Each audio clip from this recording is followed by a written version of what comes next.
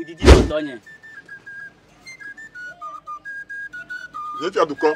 C'est que je va. Tu as ça, mais parce que il a pas du job. Pour eux, assistant. Tu as mes gars? Nifia. C'est ça que non. Ouais. Ok, c'est vrai que Fiagan gloire. Il y a pas du job de Fiasipianti. Donc, il ne peut pas me faire un peu du job à Clémy. Alors, tu dis. Ok. Donc, Ali, Fiagan. il n'a pas de bisou maintenant. Yo, m'seigne Fia.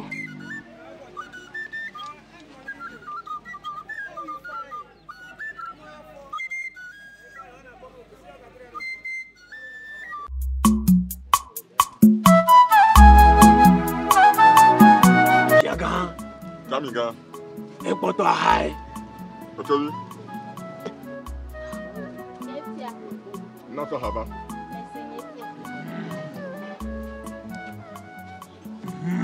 Fiagan. Tu as mes gars? Il vient devant. Tu as tout dit. Il n'est que là, sauvé. Odogo, dogo. Hey! Odogo, dogo. Tu as mes gars? Et Jessim, mais. Tu as mes gars? Et Jessim.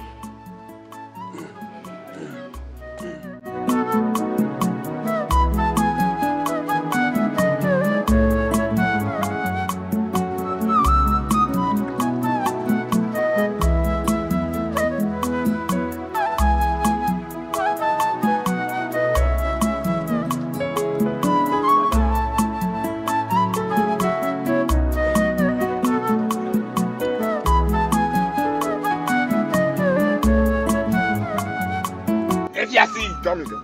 Ah. Oh, encore là.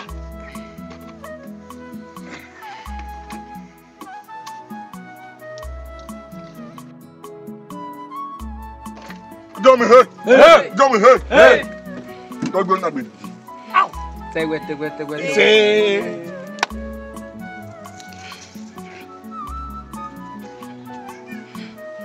Tu as mes gars? Nifia. Attends le bataille. Dégueulasse.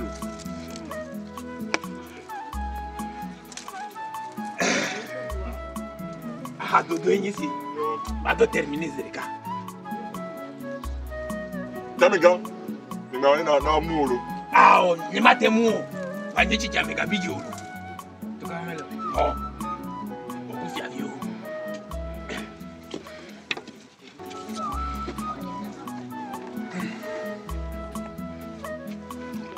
Mega mi volo. Azami papa. T'as pas de laisser moi.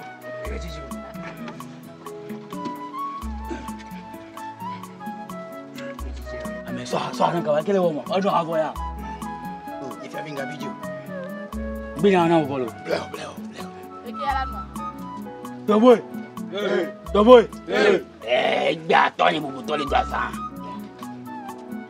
Yes, mais. Eh, Manu Mamou, ma boîte d'or. Ça vient à la cour. Hey! Tu as mes gars? Viens. Ne le fais pas. Ouais, tu n'as pas. On a joué. Tu pas. Ah, Tony, assemble les deux. On a fait un métier. Hey, Dala! Assemble les deux. Dala! Assemble les deux. Mary, Midoto nam, haba me wa. Eh, Volonia. Voilà, yo, même Midoto. Eh, Volonia. Hey. Eh, Dala me kema. Midoto nam la. Tony.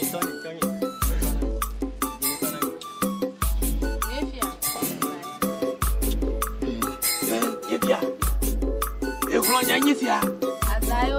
Eh, Volonia. Attends, Kyo. De ma couille, elle a pas du doigt. Tony.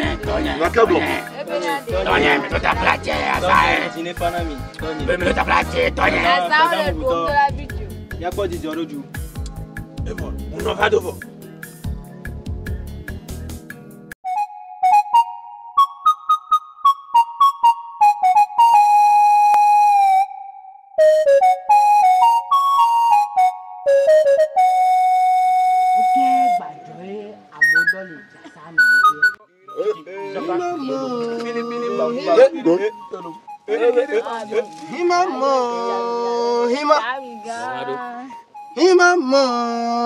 Hima.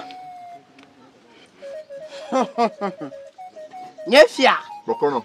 Nuke le jojom la fisia. Bokono. le jokpom. Nous cabbage joye. Sia. Tia sikpia. Le jokpom na sikpia anti. Ye om do amedo dam. Ne manya. Hey! Tamiga! Nyefia. Om dame la bokona. Ore, nyemedange nawa. Oh, obora, nyemedange nawa. Mais do ta plache. Ne do ta fla checho. Nigga bijo. Monsieur. Ta fla checho. Na ga répéter que bena de azami de doule fia. Ma ki do le do. Tamiga. Nyefia. Nga pawo. OK. Ça c'est la nyimena. Bokona wadobo. Boko. Luko hanan. Azami le douaro. Luko hanan bokona. On doit la do servir d'okua. Madu bisia. OK, servant taré. Boy bokaba. Mais un commentaire. Boko no janga hia sikya. Ade no nyimba fain. Allô? Nga chiji na mo. Azanyo.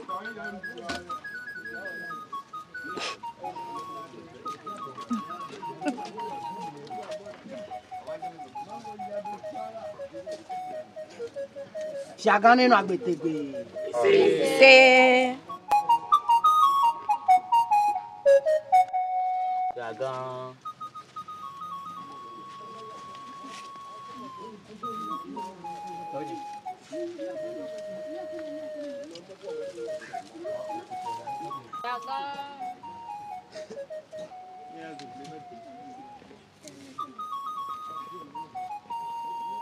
Fiagan, Tamiga. comme d'habitude, Oui. on t'en y avait à côté à ton nez. Ça ga okana wa ndé galemede. Oh, Nyefia. Odogu dogu. Odogu dogu. Yami jolo. Masoko pacha. Misiri kaga. OK, bye bye. Chicha. Mejolo. Bye bye. Oh. Yefia. Boko. Ma bien mo.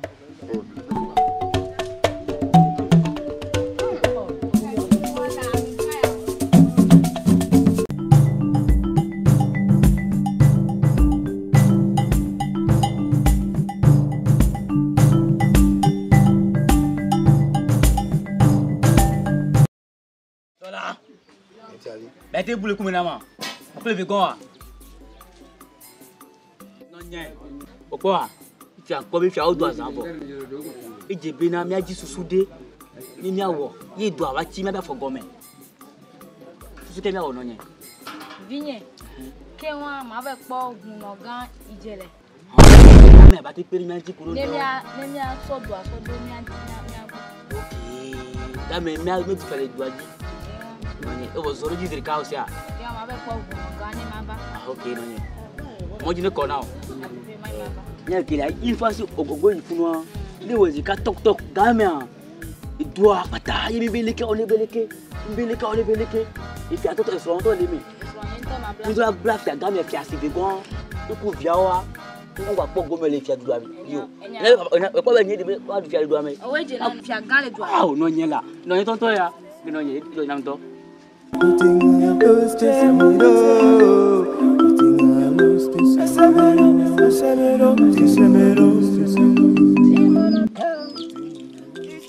Atuma como si. Sa. Kumana. Jumaku. Totobi, impo de me maba. Na kori. Agole huna gangbo. Karone. Agole huna gangbo. Yefia si. Huna gang. Wisdom va gbonye. Fiasi nyela. Huna gang. Ah, wisdom la. Baba ga sra ko. Wisdom gaga. Baba ga sra ko. No va gbonye le kiari. Nyabe nu nywere go so va namla. Au. Yefiasi. Yefiasi. Baba ga sra ko la ha. Wisdom gaga. Baba woni. Wisdom. Au. Nyabe nyuma te wona me de pe. Do wona. Awa, pe ka ka ngaba. Oh, yefiasi. Na yin na me. Fiasi nyela. Oh, tagbe o. Tagbe ne va. Yefiasi nyabe jibe ma odo nywere ne. Huna gang. Oh, Mba wo la woni la. now. Ma we na ola. Awe na wala. Ma we na ola. babe na odo senwure na togbe a o le toji o la ho e na ami enya ka ni nya ma te ho e na mi o nya bo la te ho e ti ba gbo o ye fiasi ideji ape na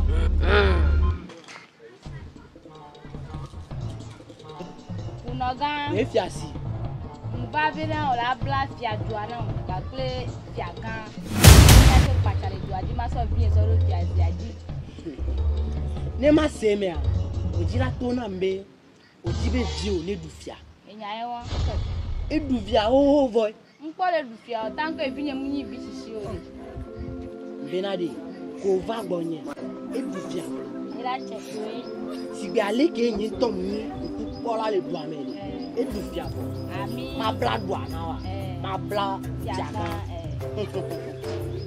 e am sem na to gbe a o Bagbe a. E ba mi agbo. Hingbagu. Di manto. Ya we honana. Ma plate agboa. Yo la segbe ni. O la se fia si abegbe. O la se fia bi abegbe.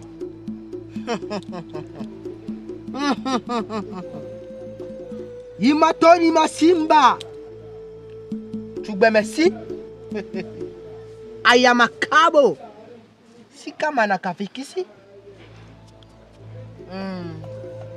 Yawe na. C'est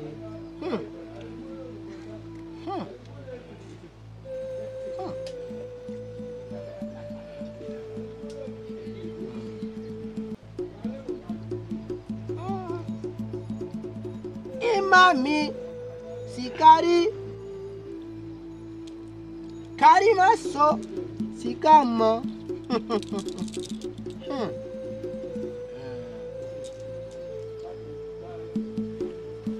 Yefiasi unoga sigbele kedo pe a won yen do ovo togbe o segbe yen lenkeke vemegbe a la pon ke da joda ami efi anyade pepe ko la gbon ijanu se ape na kaka kanya ko da gbon unogala to be ni nyagode o chan e la yen na unoga de kara to be no po fi asisi to chan e la pu na eno ti lo nya ogbo wala unoga ya o de kai de mi fo ga mi o de kai o to be nya wa le hra de o Nyanugea nimi ufia kanwa nyama de o se me nyama de o kamia o ma gba ni fiasi e bi wa ni fiagan si fiagan o e ma do me e la du fia ye mani strong listen mi agbo be to gbe we gron ni mi da pa ku fia koro mi a die e fiasi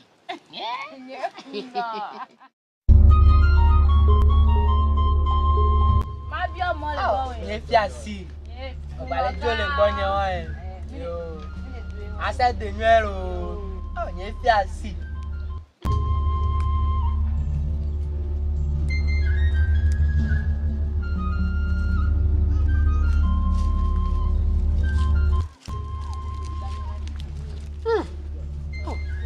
Fiasron e fiam pele gbanuna de yana mo ele dasi mle se de ya begbe ma zin de ya na fiare ela nya make to gbe ni egbe yan ne kakare to gbe mi so ke imami ya mo si dari amo ni masa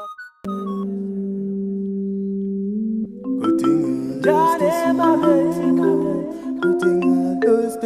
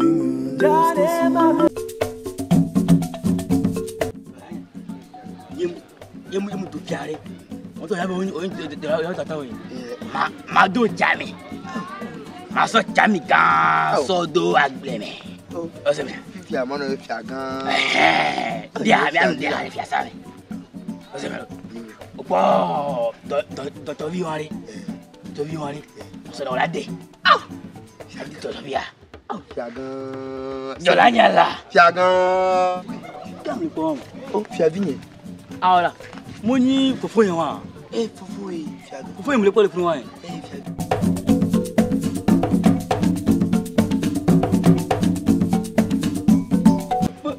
ye fi abi dola o po ni ino la po ji so nti o ta kaka ya kele va live around iyo va igba koko pase seto nkale ji o onya ai verika okay na ke le mojo ni ba pase sinam ka meto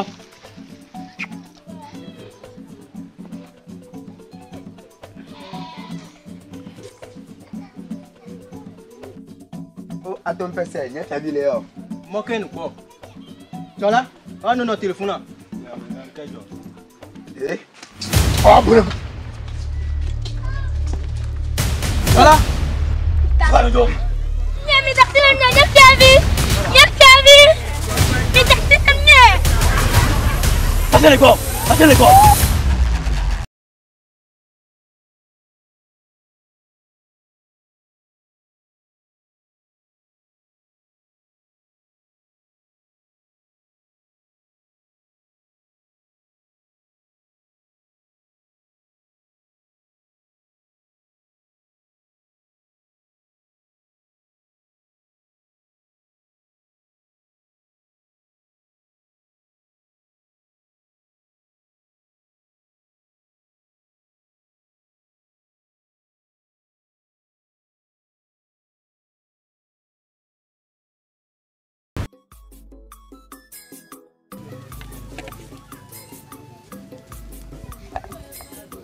Jagan, ton du pas non. Ok, nie fiasi.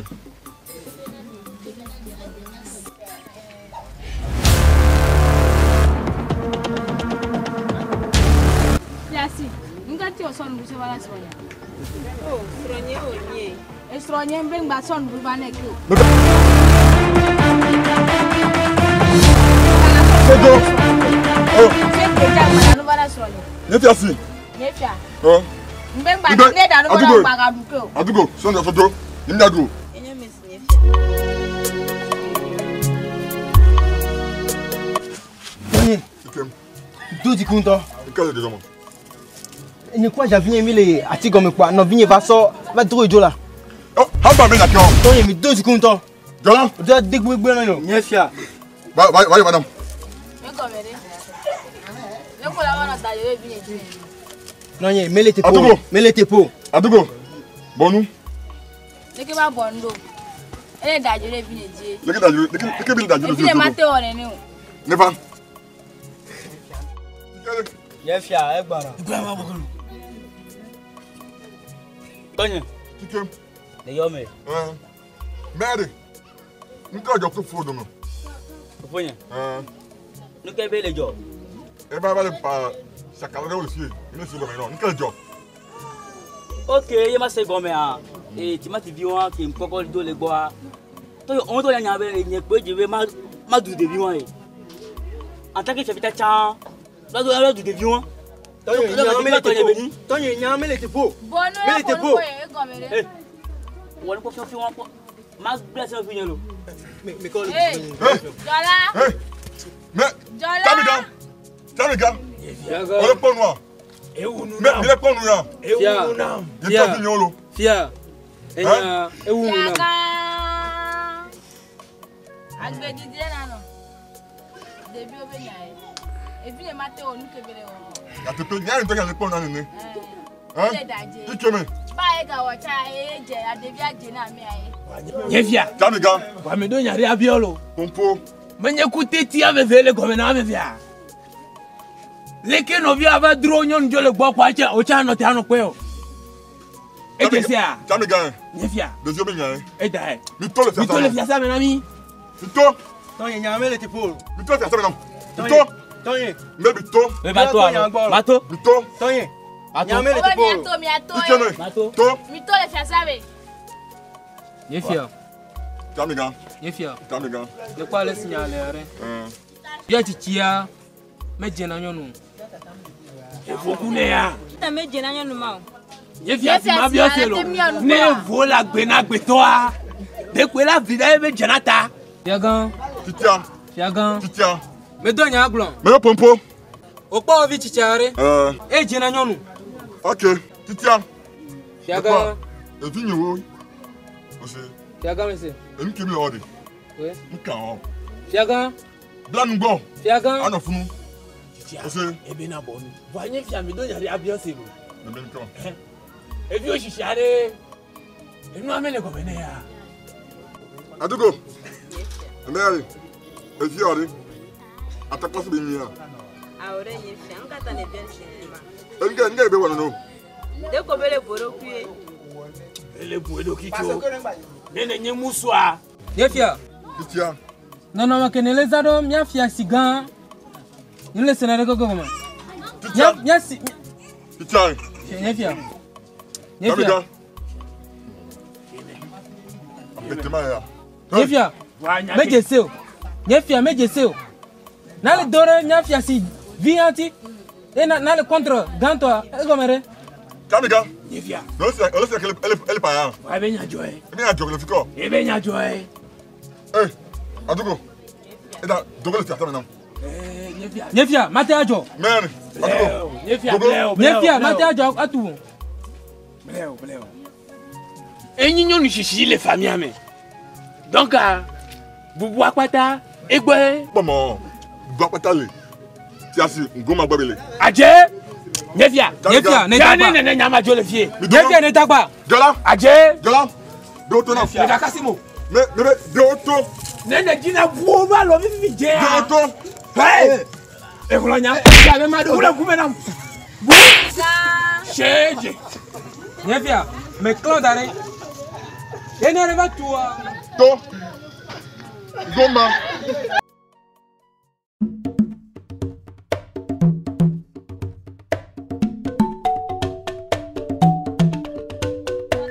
Nye fiasi. Mese nye fiasi. Abo le hudo gagbo. Nye fiasi. Wezon. Gaga. Edi di nyangba po. Hunoga. Na nye. Akpe na hunoga.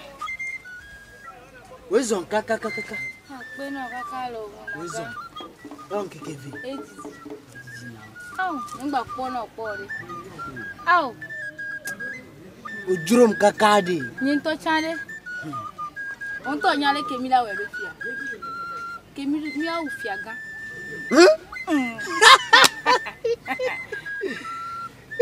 Oya we ne mi ufia gan la do mi aja lo. Nya te no onu anwede. Enu ati bagbo we ma.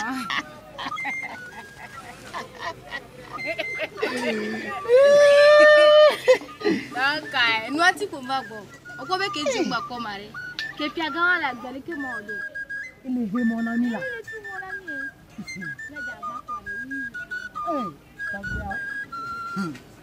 Ngbanalo. Mao matin. Mao midi. Au, Mao witrome. on to ko la. Ma va o zanga weve. On to e la. Ai. Susu lagbe no. Oh, enu ati Ye fiasi. bagbo. O cha nya be amere o nyan la ho na be ti bagbo. Fiagande. Ekuvo. Ami, Fiagan. O da he mo nam. Madasi nu nwede ya. Oma odo ahome. Ki ngbo la to no bi fiagan. nyawo.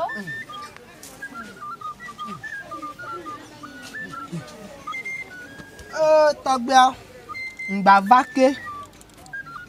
Koko sigbele ke mo na nene ya. Ne mva mi hona nam. Lagba we nam. Enya kem sova. Enya swere pe. Jibe Nya be fia. Ke, inyale ke mayo. Eta lolo ne a. Ikoko nyemnya ele he monam. Ma honu ke nyitonya. Ele he mona via. Ke ni fia bi ke la du fia. Yanto minye. Mbabe. Nyade susuade nam. Ne matin so ejo le hia me. Ne jokwa. Ne jo le hia me. Nyabe mi awe nam. Enti mva. Koko sigbele kemi onene ne papa monami. Demi jenunya. Nunya mi jena nunya ke kanunya nto e ba wunami ye mi age. Ba ya nye matin jenunya utogbe awo. Yawe le plan. Ye me le pasa mi ado. Ni fiom ni ke ma wo. E ti agan la tempo. Le soso e me. Ni hosia.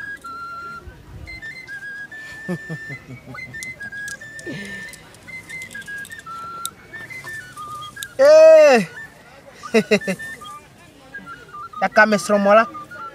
A mesro hola. Ngba pombe munya mesro hola. Sia isronye. Ni honu sia de. Ini ade mono.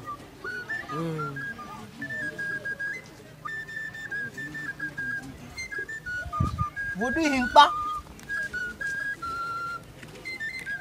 Hosia.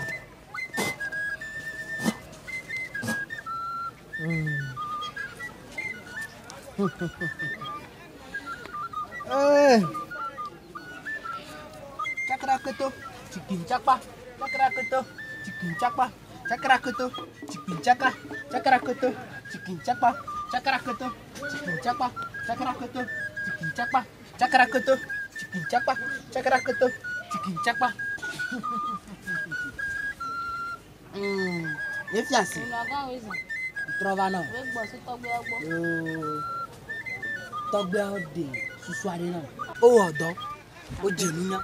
Apena o odo. Fifia. Susu be ne so. Na mi kenya.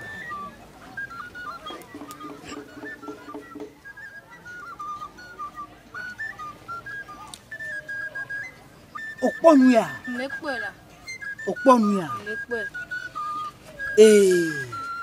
Enu waside benyinam. Nyem so ble na view. Nyawo. Nya me de pepe pom na na nuya. Nyimpo nyawe nyekola nala. Fifia.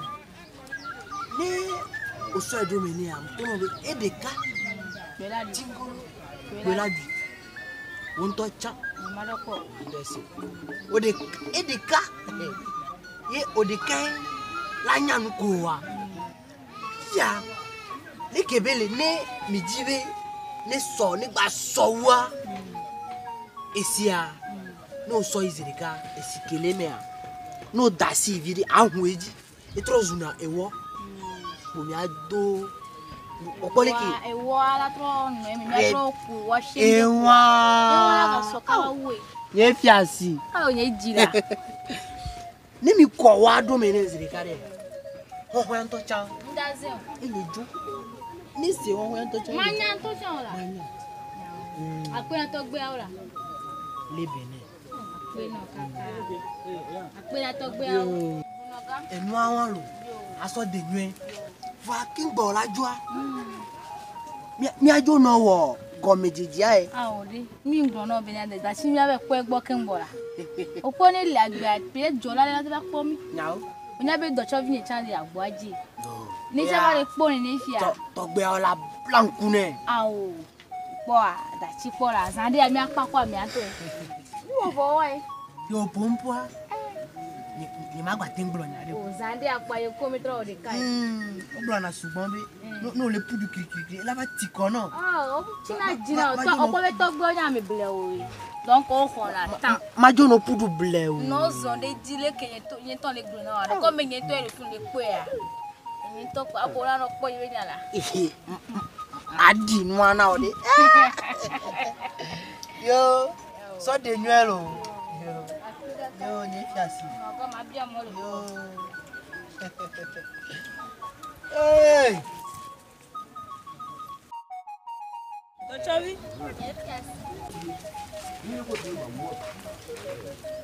Sondo ina fiaga.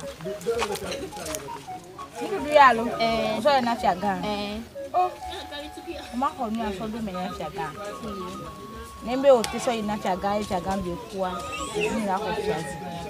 Ni na va de. Ni ko mi adomero la so atika so do me aso ina fiaga. O se ali.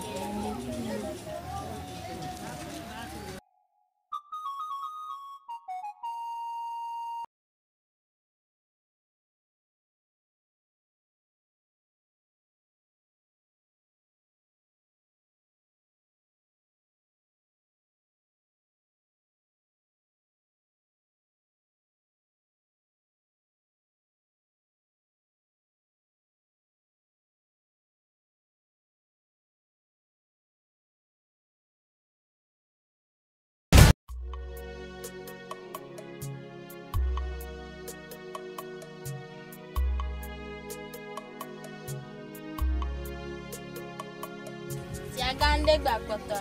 Oto je fan.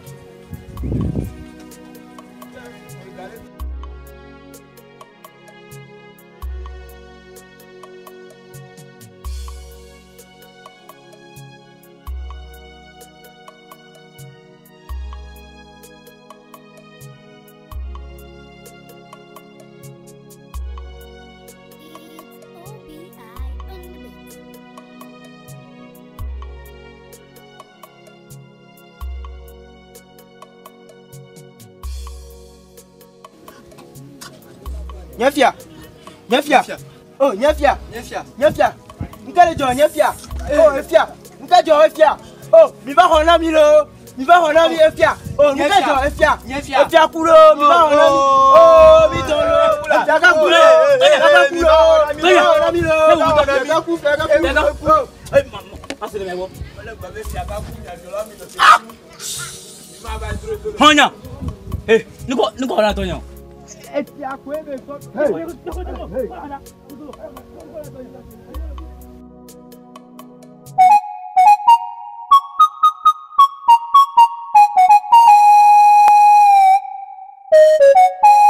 Unaga, kaba, ayo ba.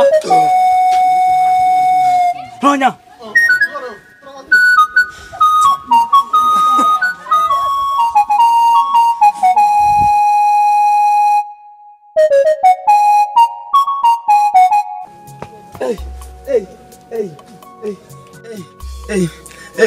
Voilà. Tu as ça mais tu as là. Unaga. Quel est Jojo? Unaga jele. Tiaga jo. Aïe. Tiaga jo. Ejo le mi agbo. Egbere mi di. Dogbe o. Tiabi be mayo mi wa. Tiabi dike. Be mayo mi wa le piasa me. Yo, ngwana le majiji. Yo, mbiamo. Atigamulo. Oh. Atigamu. Eh. Oh oh oh. Va. Enyo.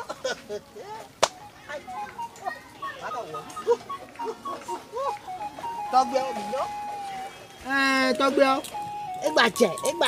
Egbache. Fiaganku abi alesi mi gble nene. Eku wo. Ne mi ngba va le pom le hunde me ma bia mo le mi agbo kinbo. Eh, Fiaganku lo.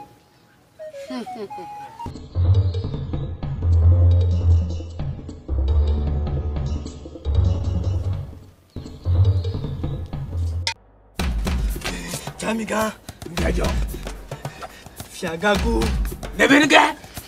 Fiaganku. Olonya. Lege bejoro. Eden.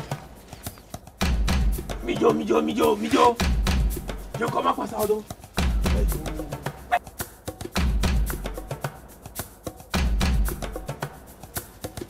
Ouais, Jola. Blawe. Ukeo. Oja som so budwa. Oui. Kaje. Eti konamlo. Eke no ajoro.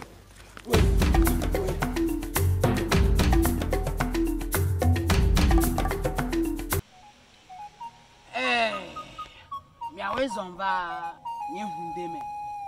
Yo, Boko. Ekudo. Mia pefia be kuanti. Alum dadia. Enaya. Ewa nuzizi.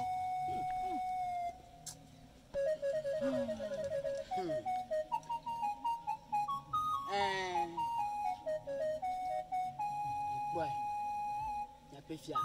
Ngba le mi ame. Excusez. Boko. Il nous veut toi dire les cas. On les retend. Yo, nyanya. Ameke ewo noa. Bam. Bam. Ameke wu mi abe fiade. Ya kpo ele ti. Non, fiagara. Il y a pour les blancs, il y a des piarés. Mila ko egbe. Oh, vodu di meko. Ya be fiaga ngba le mi agbo. Owe de na monami. Emi pona nuke jona. Egbe a. Efi abe po me a. O va gbonye. O jira nyanya tipia.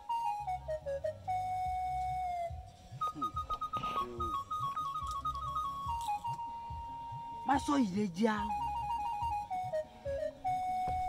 Daso amli manuari dade fie. Ye ameke wonua.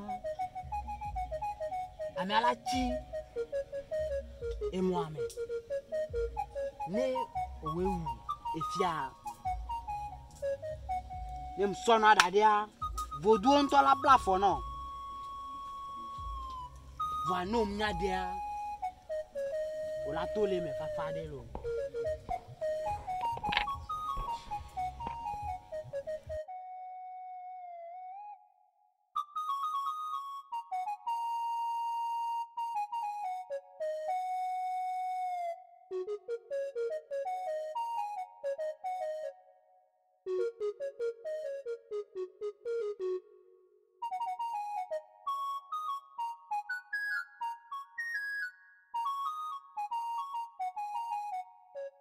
Oh, vodu togbo. So bosanu adade. Bosanu ko mayonu ya. Ihuenam. Ameke ewonua. Ne lefia nyakpo e. Ngba na madun pe. Sokimoki. Sukamoke. Tumenge. Togbo bi kaea. Ye ni atwenjia ela yeji kudo ni abe fiasi bitukuya kuvia ye fiasi gan lava wenu bakleja e chami gan la plorado ameke wo e rondonua ni ma pompo togbia tola gbe tola Uno. chami gan Tiens les mains.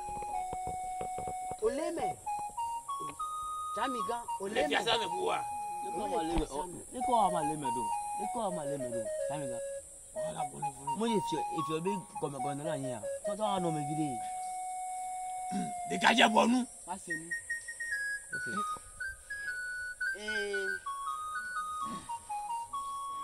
le fiavi Onoga.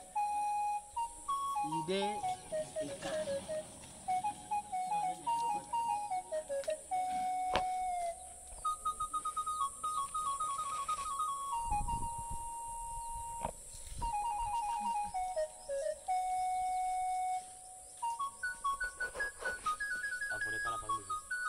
amedia keke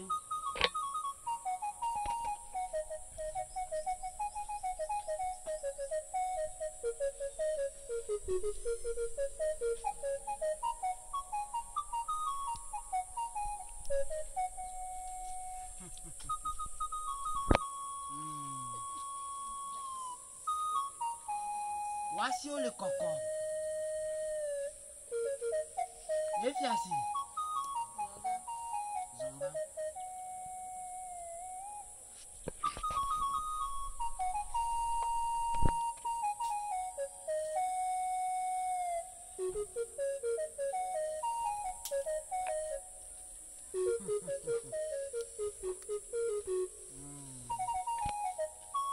Wow, voici où le cocon. La tête tout femme.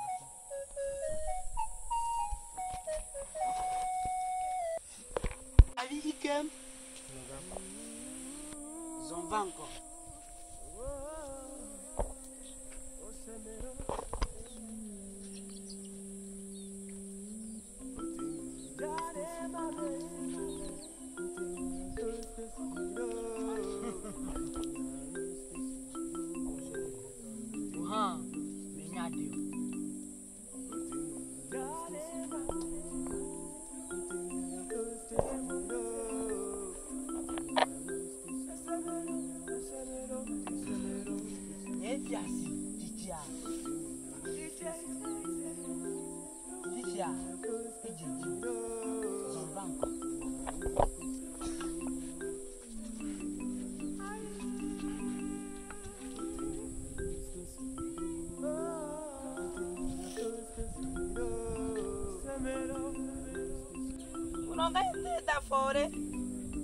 On te le da fo.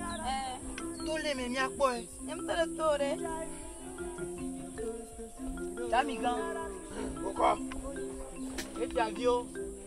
E fi asi. Mi po. Amege mi abisia. Noga. E ma ti vai morrer. No i minya dure. Ni nyele ko. Ami anu gwa tete ngbodo me. Tete ngbodo me. E matemba me ale yade. Me o ba wele fia. Alo mu ye ko e se fie mi timia.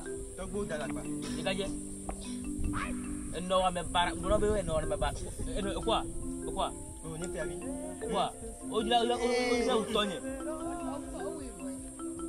E fi asi. Tene le paplombe menya de a. Minya de kore. Ye mkanti e kale o. No me enchanye menya.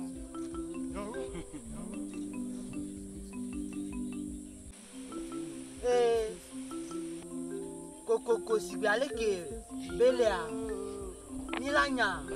Fiasi ganjo le doa me. Bam. Noga. Mkanti o. Noga. Ye fi avi. Ni nyele pompo. Noga. Togbe awe le pompo. Ka to gbo nya gbo. Ni ma ti londo yo. Esia. Wana de ke megale o. Togbo banya machoche. Esia dola dole. Tia doa me. Ni la doa ide. Gbogbo ve o pa via me. Mam. La ve na fima. Igbenye jayin lo. Tami gan. Akala si okuro nya wanti o. Ewu nunam. Onyonu sia. Le ufiaga. Neme ona de kola. Eba. Ami kisebe ma di welo kwa.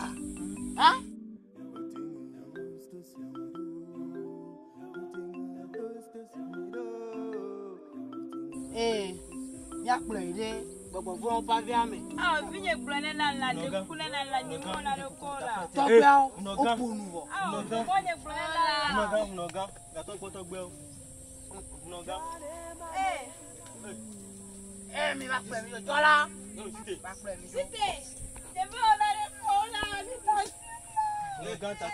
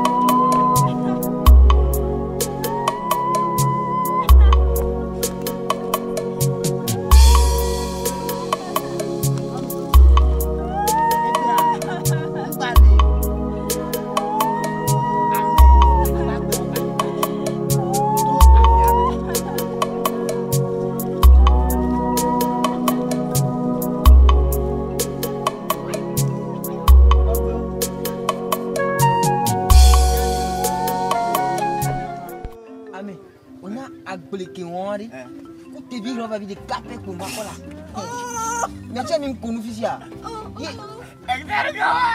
ku te bi roba bi de kala bo to gbo le do amelu to gbo le ko mi la on to gbo la nyawa awa gbo le kaka akar de kaka kwa roba bi de ka to gbo le kimia ne va ko Beba ko chamiga yela vai pumpuna e fianami omda jolo onya bina yebe yebe seba glore kemde ya bebe seba to Fansu kli ya Fansu kli ya Fansu kli ya enya ko ga so bana mi baba doke bonu bele baba de legedia oe ebe ko mle dule ayo kala fia afika mle fia mdo ponto ndara de nya kore na mi na mi ona mi le ko lu pa français de wa chalo o ta america vini ye nglo nyara mi are ngola na man onya ni kumana kalabala mana ko nya be jona jina ma wari akute kukute boy wari ontonya mana etekureka fifi walo ala fufumani ya okay enya ime nka fio mi gboji mi be mi ana mi no kike malo wangwa chijo mi nya nuke jole fi asame nkejo kana mi edo ende jole fi asame hey nami ngonya nukejo efe kaja do sana na mi nyari mi ba duwelo bele dale fi asame ntuna we boji fiasia e u fi agan hey mo miri npa volo virgule atike virgule entre parenthèses depe eso atike sodo ndudu menebe ku eholonya mi gbadon ke ao eku teun fieko teun siaga ejo fieko fa eke gomenyim le sewade efiaga wa olopo beta yo dide es eta te do adaka mento o eta to le sigbe conterrain neni nyemu le me nekuno nyemu le abonye va mi jo papa ino loko wale papa ino mi jo ma twata nyemi me leke mi le jo le gbanye ma nyalo tonyi nyemle bolo enugba emle mo mi jo nyeku mi egbele mi jo tiaga kuvo ekuvo tiaga ekuvo Agonami àti gare gamu efiaku lo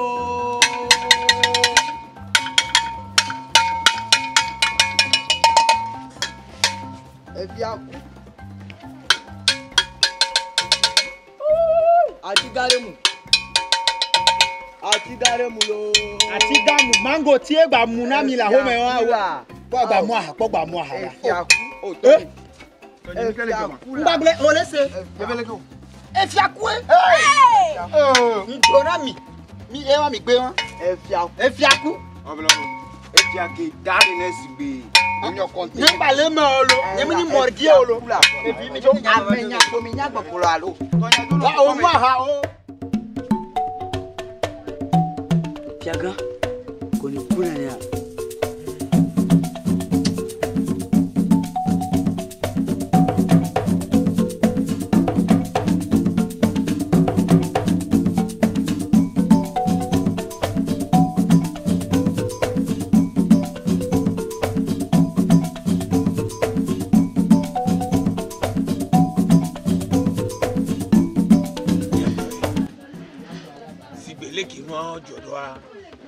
Nyabe Fiaga mgale.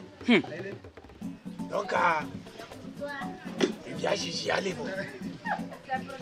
Asi bien matin na ine no. Ne fiavi. Ne fiavi. Jamiga. C'était na va encore. Jamiga. Jamiga. Ce soir, mais encore les pots. Nous allons les pots. C'est bon.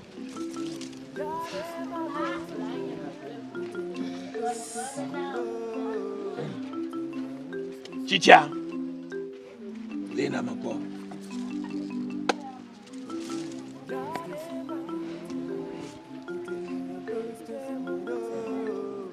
C'est bon. Je crois ma po.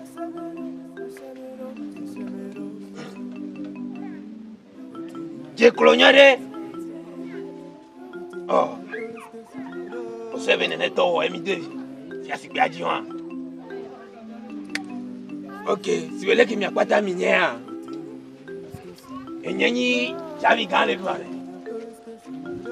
Donc, et donne moi wana, et que me daga ok.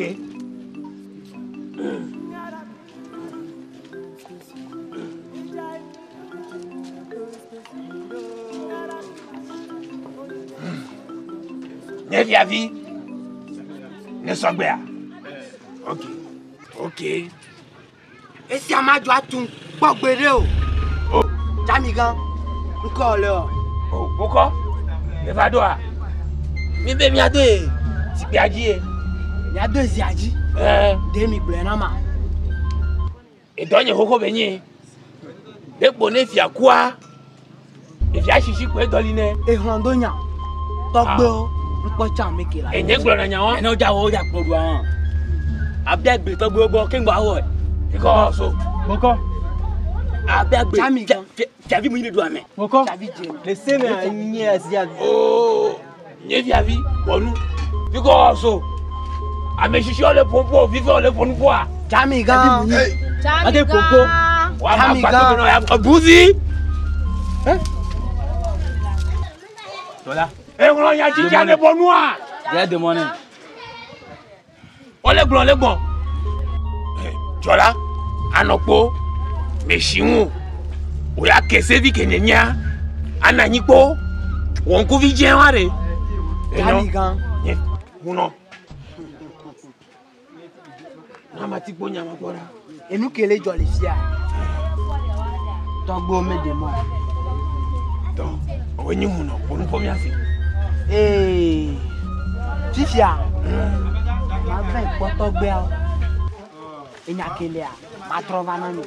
Wa uno ma bien laissez l'eau. Oh, laissez que mi ona noa. Et puis chichi quoi ina noa die. Que toi quoi? Ncha mekela ba. Togbe ora polipo. Egbenye jani. Ne munyi be na huno ne nyama ke gbato me na.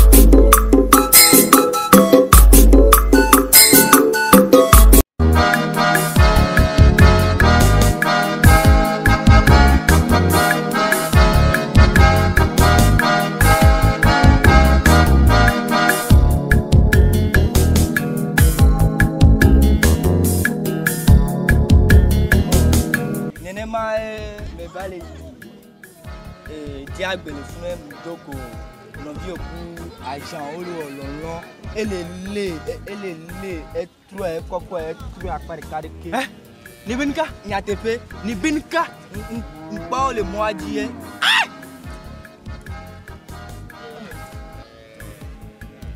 ni ku to pa nidi ni ku to pa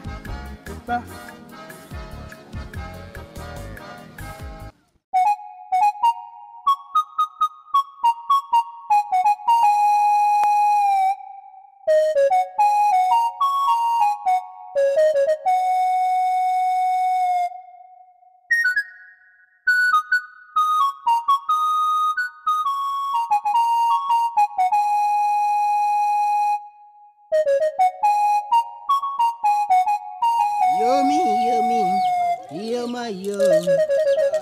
Iyo mayindo rem tuwongo. Iyo biyo. Ikamongele. Tagyo. Mama onu nyere na ma.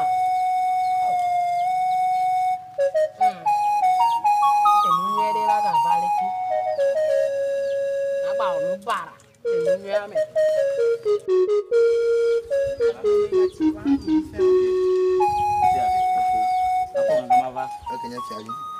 No como di nyode ro. Ok, nya fi monsieur. Ngo le mudi ame. Zo mega togbe. Ago ngoga. Oh, ye fi avi. Ngoga nye. Wo zon va gbonyin. Mate ndo me ngoga. Do me fan. Okay.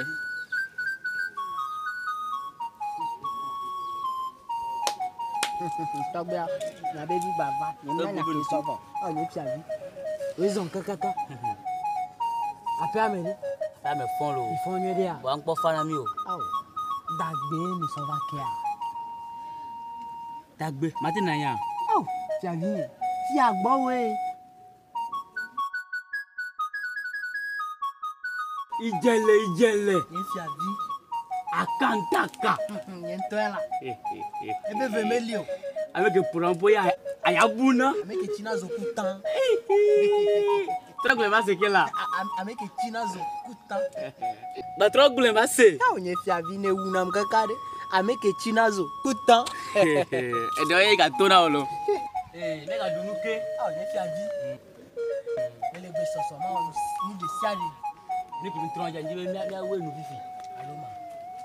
Ah. Le toji. Sigbele ko le yen gba pe na eji. Yemi de te ga gbagbe da. Oga le mi ajike. Ye mi gbe mi ado fofo ye ezi aji o. Ntro wa gbo be na. Ni odo. Ni abla chami gan be susu. Ewan afafade. Onyabe eye le plodu afifi e. Edo to tete bi adom fio alo ma dom alo. Jibe a odo nam. Game ba dom fio. Emi akplodu asigbe fara on nene. Ye fi avi. Uno gan. Edo fafade. Pe gbe la si o. Po si bebe na de. O le fi azi diavo. Mi kare jo uno gan. Ye fi avi. Ah. Kebo mayo. Tiaga. Oh, oji la un to la uno gan. Tiaga. Uno gan do ke ngo. Togbe a o. Ni baba mi agbo. Lendi a. Nso enyade va mi agbo. Nyabe mi a o pe la ten we nam. Mi ato manu e mi a. Itanyem le.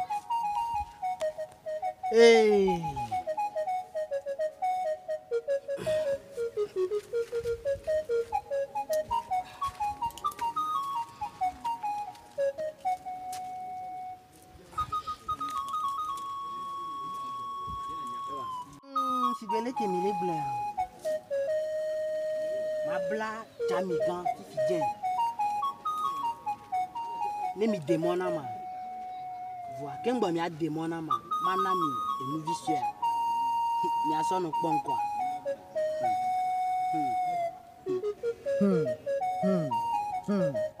Aziza o ple vodu no. Mi va mi agbo.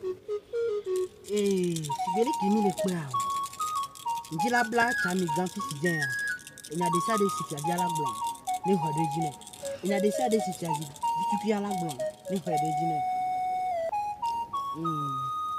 Nyawe wene no.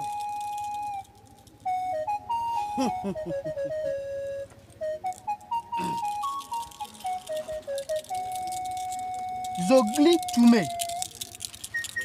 Samidu kotigbile. Pi.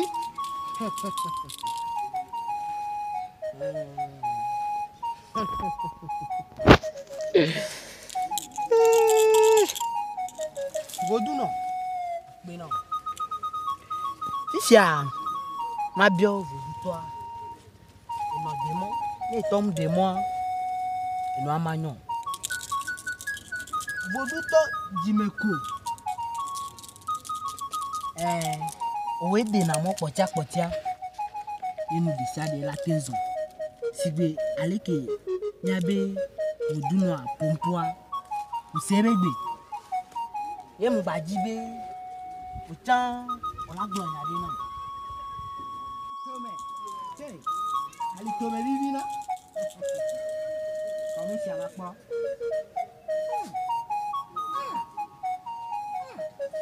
pompo vous dites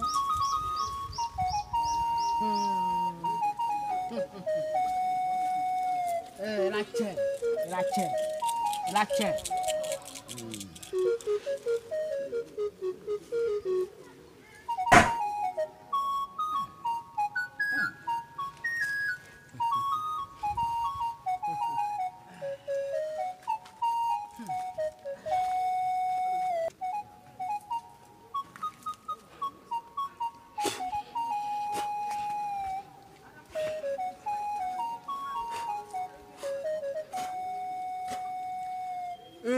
Fiavi Jele.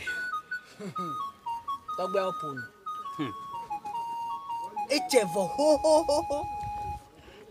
Afike chami gan le fifia. Etrozu ya yino. Ijele. Toela. Ijele. Ameke chinazo kutan. La tipe. No tona chami gan be. Chami gan. Ngba yo dukwa. Do fia kukwa na. Ye fiavi Ijele. Maga troyo okay. Do taguna. Fiaga Ijele. Yo. Me wanye ni doda siavo. Okay. Ijoji nam. Atembia mo fa. Ijoji nam. Mi gba bon. Asigbe. Keke o ke gbonno a. Ma wo nu nana gande now. Oh, ye fiavi. Enu nana siava. Maga pete pe non. O mani o de ko la ni fia. Aga ni chami gan. Ete.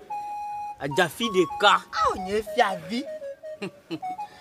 Liko onya be ete vona mo.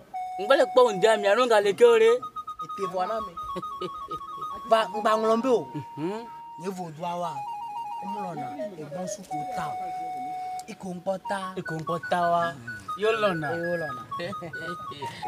Onogan. Pe kaka. Aso de nwe. Ma bi amo fifi. Oh, ye fi avi. Ma ide fi asami. Adogbe na no ana. Ila se. Ni ele bi ata ogo to. To na be na di. Mle hunde ame. Okay. Le vadi. Nya kasem. Nya be to ngbale ori. Oh, nya o. Ma de no. Fia o to yan wan. O to tipe. Nkenti ma le dro nto jan ngba so te abanke o. Ba ngbe onyin me do na. Ye fi avi. Ba we deji. Ma bi mo se a. To gbe oni no nkan na. Ife.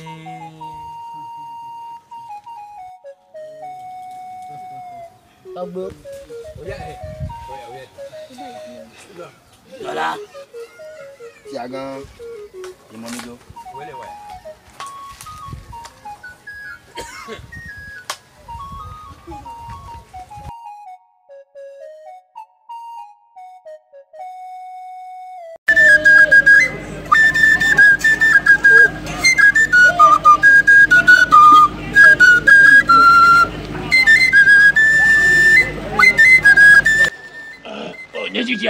为什么？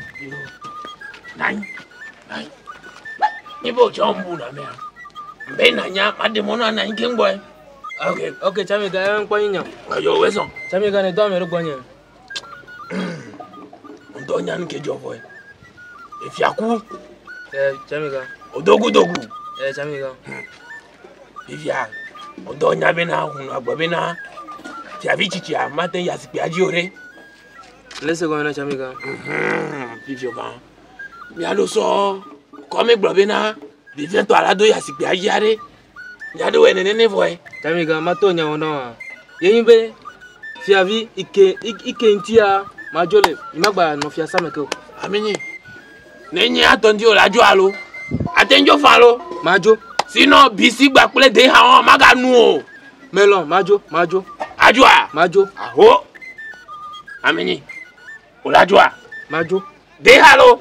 Nyingbo majo. Ajo. Ah, nya ma do fio Efia. de omlejo ma do fio la nanyi Ba. ola nanyi Que vous que Efia quoi via tu ba hona tepe. Mi vous que hona tepe. nyonbo togbo ichien Oh, tija ne. togbo ichien Tija ngae. Ngae.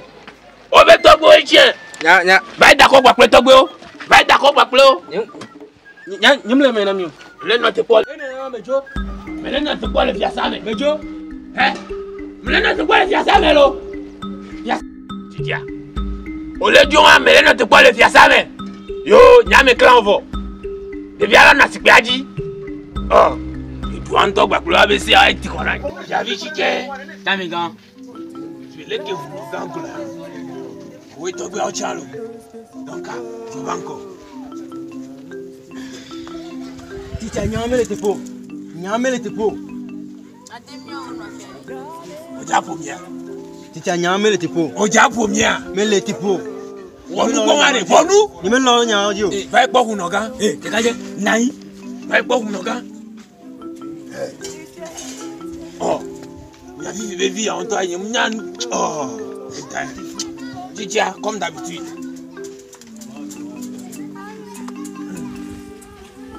vivi ami Jekolo vivi ami Tami gan.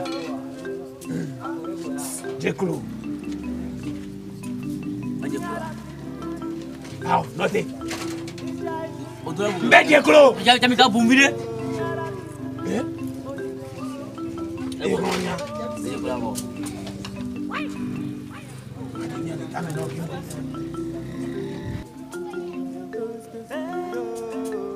vivi ami Tami gan. ne sogbe a So gbento. ne sogbe a Mi le gbe soso. yo ok de wu se si ke dogbe ona ma egbe a mi ja do fio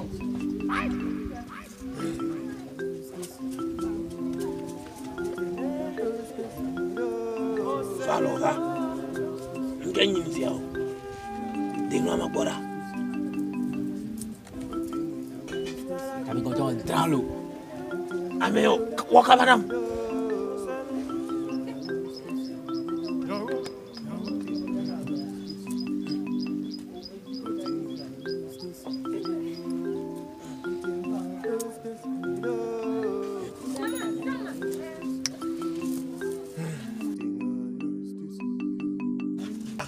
Tami gan.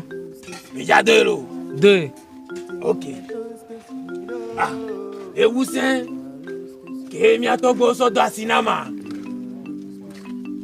meledo fiavi luka yon kona maze Chike o Tami gan. Chike fiavi chike. chike ok ewu sen si ke togbo sonam la amu ko Fiavi chike gbanto. me ke no gba Dukwa we.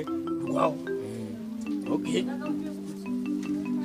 me da chon kuku ya now fia kuku aelo fiavi chike so egbegia o la trozu fionani me da do fion alo Tami gan.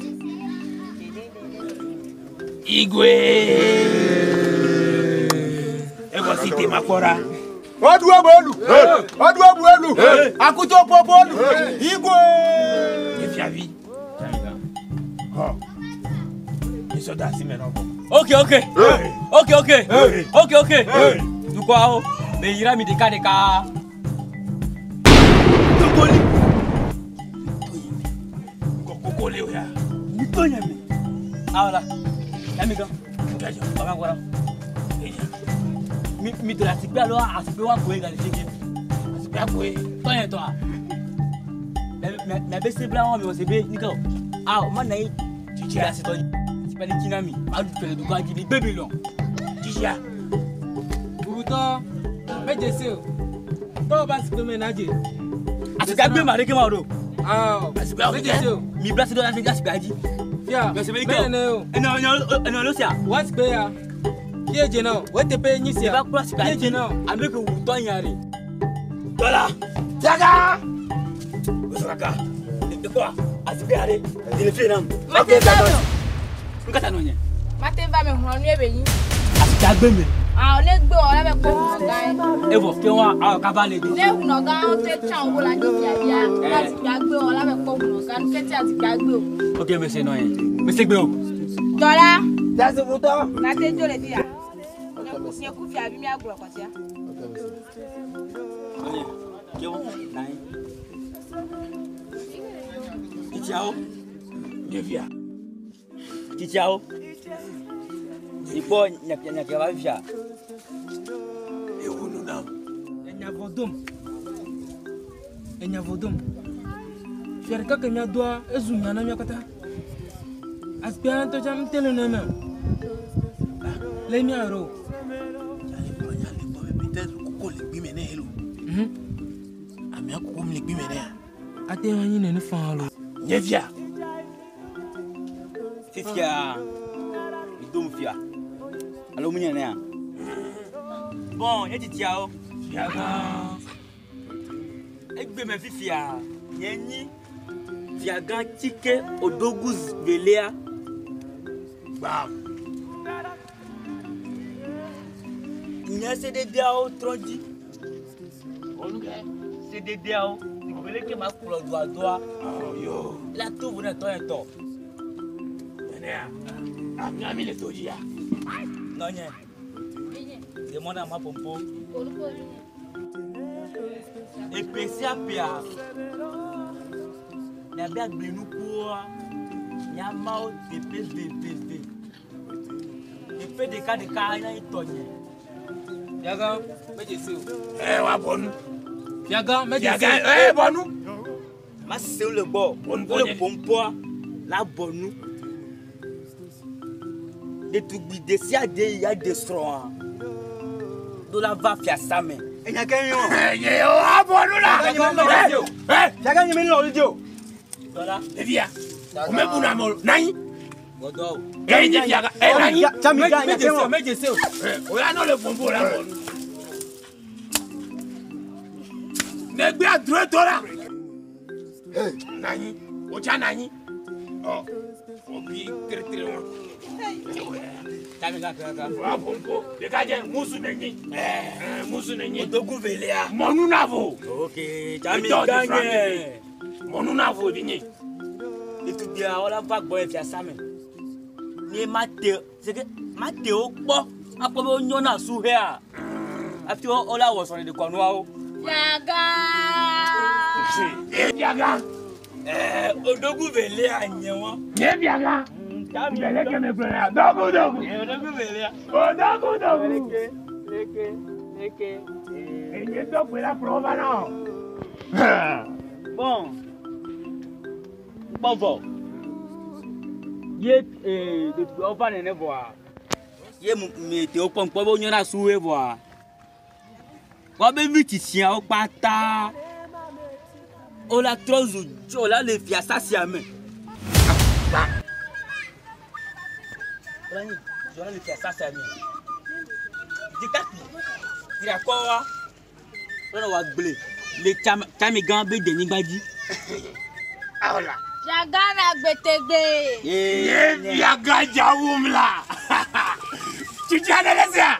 Nefia. Wa bonu nai. Ne ma to pro joan. Ne to pro joan. O te ma gbono. Etonya sa ho ba me o de. Enye. Yaga chike odogu velea. Bam. Me do so tete ma klodo asibe pharaon nene. To gbo to ma pa popule mo. Parce que on doit chami, mais on le fruit.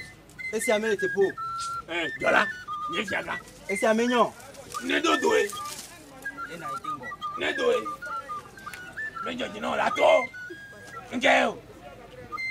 Ni boa. Me buna no. E du ke no awo lo. Me buna no. Du ke no awo. Bon kumerera. Me buna me croix. Bon ti janyo. E ja ke so va na me gbe won. Gabu me a. Me ka dogo ke. Esi anyonto. Yeko. Esi anyonto. Ye fiaga. Oh, madunu kakanye podo wate. Ne viavi. Ni me donne au bene ou fiagan lo. Me kanya. Chicha. Nyamejo. Kiasi. Ok. Nyamejo. Et ni donne au bene ou fiagan. Ouais namba.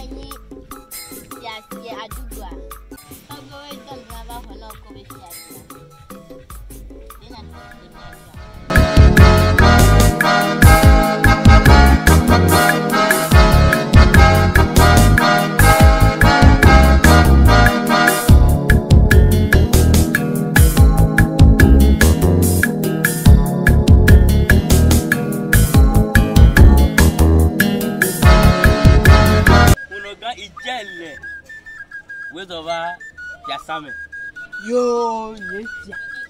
Oh, Yetia. Quel che va a dire che le fai. Yetia. Yetia si. O le fununa ma. Chamiga. Okola. Oh, chamiga. Evadwa. Quel che fiasa me vona mira. Hola. Avec que vous fiez. Ejoy. Ibolo. Nya am jisa me bara. Nya produit ale. Nti fafa.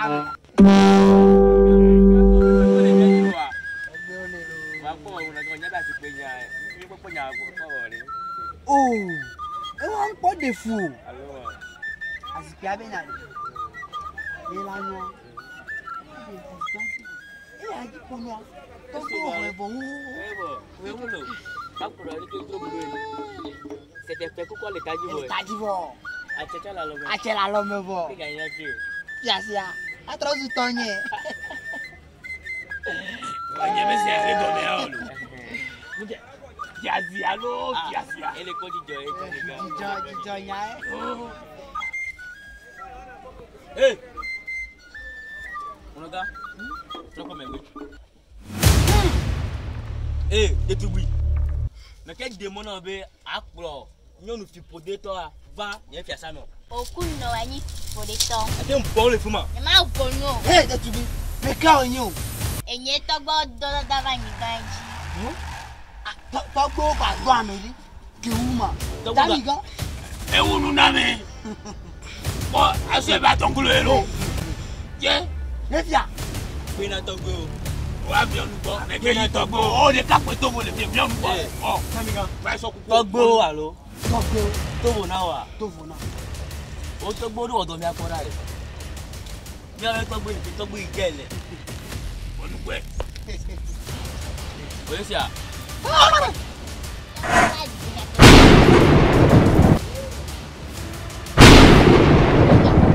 Ya tenulo.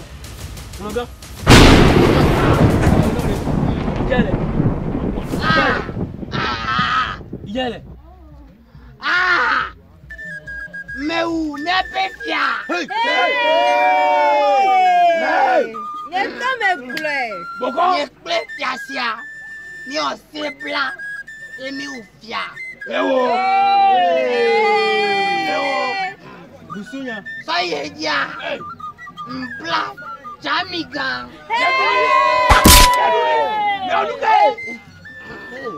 Ewo. Hey, Oblama. Me laissez pas me plaît, via. Holodonia. Ngata janda sipiamo deta baileke. Janda nyimba bleo. Yo. Oblama. Eblamlo. Ou à ton boulot à papier. Ojo le mère. Dago est l'avion. Ok, comment le faire ton là, Oma? Dago est l'avion.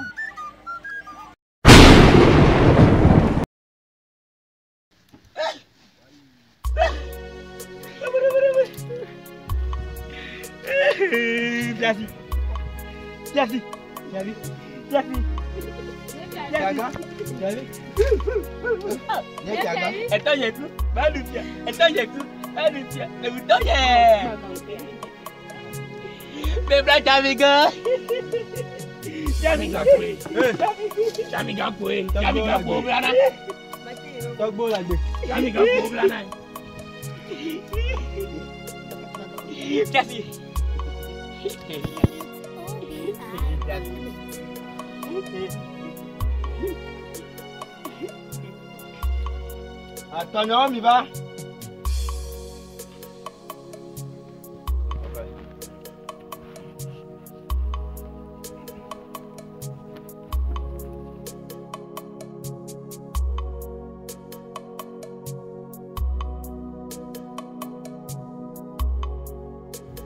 Viens ici.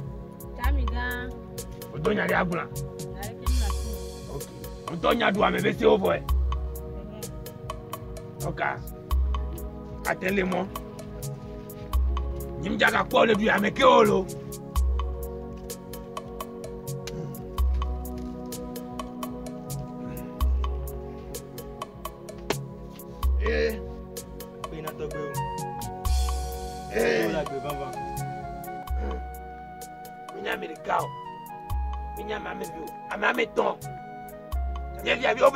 Chamiga, mi glonya me feme. Oblamlo. Odoji. Ye, vini. Appelo. Ye viens ici. Raison. Yo. Tu vas voir le dos. Yo. Vini. Appelo. Appelo kaka. Ye viens ici. Chamiga. Ateva no oba sipiaji. Yo, Chamiga. Appena togo. Noni. Raison. Vini yo. Bidola no. Ja. Waje kulumado de atipiaji kaba. Chamiga. Atipiama teno neno. Dikaje kwa ba don no ban kona makora.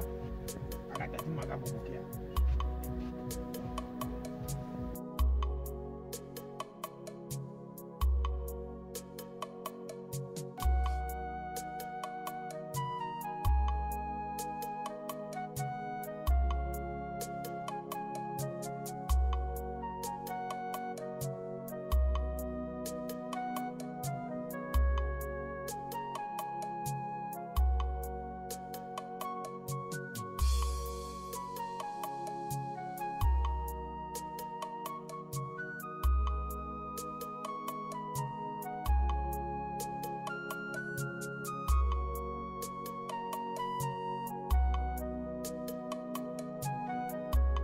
Ini, Chichi avec Tato, Amekedo et To, Kutokbe, Efia, Egbe, Enye Chamigan, Bande, Najove, Emmanuela, Eliadore, Jaspiaji.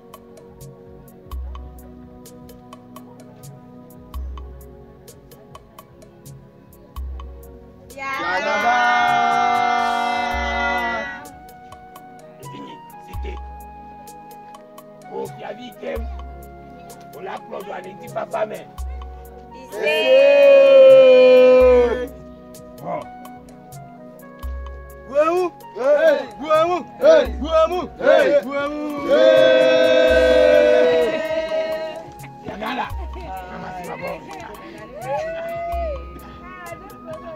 Bueno, ni Chamiga.